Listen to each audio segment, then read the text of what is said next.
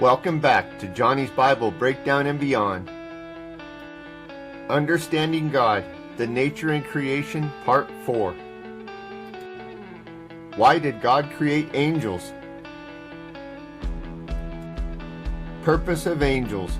Angels are spiritual beings created by God to serve Him and assist humanity. They are messengers and protectors. Did you know that there are 5 types of angels mentioned in the Bible? Archangels are high-ranking and serve as leaders among the angelic hosts. Cherubim are guardians of sacred spaces like the entrance of the Garden of Eden. Seraphim are fiery beings who worship and praise God continuously. Angels of the Lord refers to specific angels sent by God to deliver messages, providing guidance and offer protection. Guardian angels are believed to be assigned to individuals to protect and guide throughout their lives and are not explicitly named in the Bible, but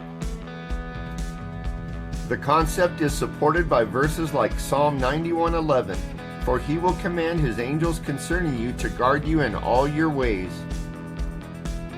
Like and subscribe for Part 5.